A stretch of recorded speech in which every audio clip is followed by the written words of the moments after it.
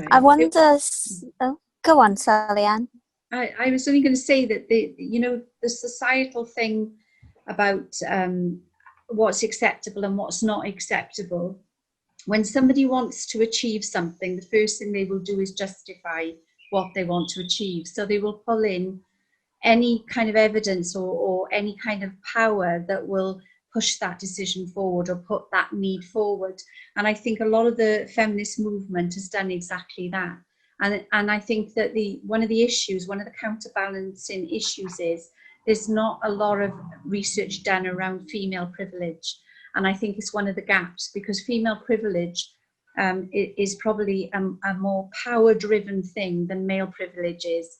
And I know there's been some work done in America to look at that, but I think it's definitely something that needs to be pushed forward to try and balance this off a bit, because that influences the societal narrative.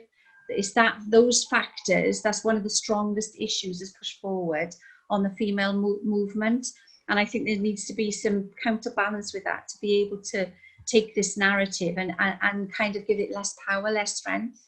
Because the reality is female privilege has been going on for thousands of years, and there's evidence of that in history. There's strong evidence of that aligned with male privilege. I mean, in the translated form, what you're looking around is the gender differences. You're just looking at what we are more gendered to do, and whether that's men going out and killing the boar and bringing him home and making sure it's all clean and ready to eat, and the woman's there trying to cook it and clean it. But these are the privileges, the privilege for gender, that what we have that's part of us as men and women, and it's been turned into a negative context. So it's one of the issues. It's definitely Are you aware of the now quite old book by Dr. Warren Farrell, The Myth of Male Power? No, I'm not, but I shall definitely note it. Elizabeth, I'm sure you can tell me which year it was released. Oh, I can't. I'm not sure. But something like 86? I would think I think it's quite old. So it's one of the It's quite old, yeah. It's one of the first books to challenge like feminism and the myth of this whole power and privilege thing. And it reached a lot of people back then. 1993. Thank you very much. I think that would make a really great campaign, actually. We could have kind of, female privilege, and then, note various privileges down that we have now or that we have had historically. And you could even counterbalance it with male privileges. And, not even with a kind of, being ironic, because there are some privileges that men have had or, maybe still do have. But just, I really like your idea of really just taking that down, because male privilege is just, such a ubiquitous term. And it's really, I find it just galling every time I hear about it. I mean, it's designed, I really do. It's designed to hit men where it hurts. It's designed, a lot of these attacks, they're psychological attacks on the male identity. And they work very effectively. I've seen them work in professional context, around a table with the National Assembly and Welsh Government and meetings. I've seen this work very effectively, and it tends to hit men right in the core, because it hits their masculinity and it hits their identity, the core of their identity. And I think it's got no foundation, though. When you pull it apart and you look at it, the privilege tends to be things that are around what a man can do and a woman would struggle with, and vice versa, because of the natural being of who we are, And I think pulling that apart, somebody doing that would be amazing. I think somebody it also, it's another example of something that also harms women, though, because, when women hear that and they think, oh, just because of my sex, I'm underprivileged and I have all these struggles, it's not going to do anything functional, is it? It's not useful. It might breed resentment, and negative feelings. It takes away that, for me, when I look at it, and I've looked at it with the research, it literally takes away the celebration of being a woman, and it takes away the celebration of being a man. It's counterintuitive to those things, and it's very negative. You're very, very right. It's very negative on the identity of who we are, you know? I saw an article in Psychology Today just from 3 or 4 days ago, and it was called, I'm sorry that I can't quote it directly. Actually, I can. Just give me a second. Is this going to be the one about toxic femininity? Nope. No. Oh, I came across that today. That was interesting. I'm going to post that. It basically, the one I'm talking about said, there's toxic masculinity when men hurt women, and there's toxic femininity. And what that is when women are too loving and kind for their own good. Well, I mean, that's exactly what happens with, the patriarchy hurts men too, because it's when patriarchy hurts men too, it's due to their own selfishness. Like it's patriarchy hurts women because it hates women. Patriarchy hurts men because it loves them so much that it actually backfires. Their selfishness and their greed has led to their own demise. I mean, see, when, I study gender studies in university, and when you try to talk about like female privileges or ways that women have been advantaged in the past, they will look at you as if you have just suggested that unicorns are real. They're just really good at hiding. They will genuinely, they won't even engage in debate. They will just be like, that's not true. That doesn't happen. There is no, I want to answer this, I want to give counter arguments. They will just be like, no, you're wrong. Science is all on my side, and you can piss off if you don't agree. And in terms of, like, say, male privilege, these are all just silencing terms. They're just ways to bully people into shutting up if you don't agree with them. It's really ironic because see the famous mansplaining, man-interrupting, man-spreading. These are telling men when and where they can and cannot speak. So if a man is saying something you don't like, he's mansplaining to you. If a man speaks when you haven't given him permission to, he's man-interrupting you. If he sits in a way that you find displeasurable, he's man-spreading. This is like... It's coercive control. It's about claiming victim status in order to tell men when to speak, how to speak, and where to sit when they're not being spoken to. Yeah, I mean, it's really, it's another example of how all these feminist kind of myths that are so ubiquitous just fall apart when you look into it. So if you look at man-interrupting, I looked up interrupting and sex differences, and actually women interrupt into conversations more often.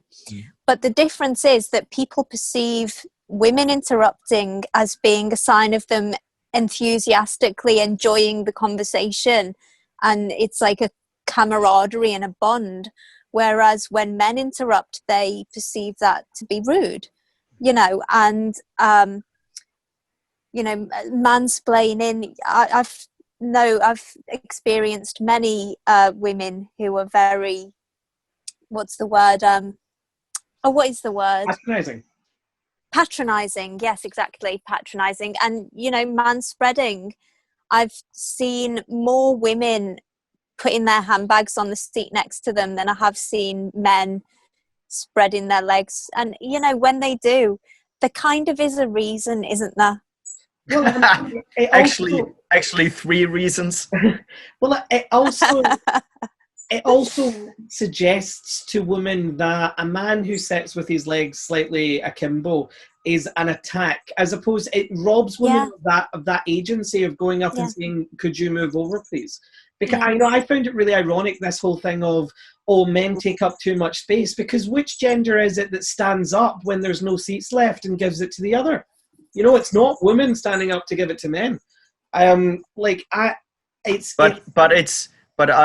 just recently I saw a show where a man was talking about that he's not giving up his seat anymore for women because they don't return the favor.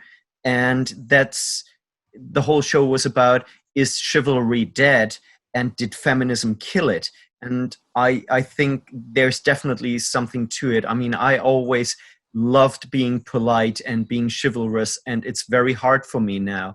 I feel almost bullied into not doing it anymore because of that gender war.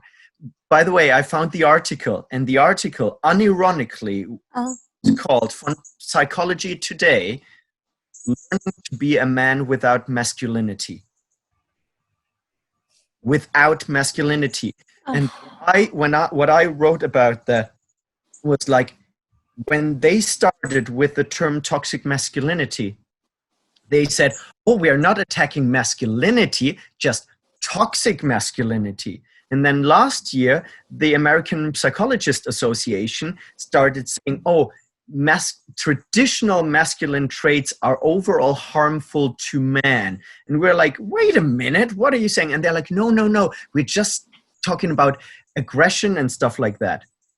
Well, here we go. Learning to be a man without masculinity. And the article is exactly what the headline is about, saying to be a man, you don't need to be masculine. Actually, to be masculine is negative, and you should learn to be a man without masculinity.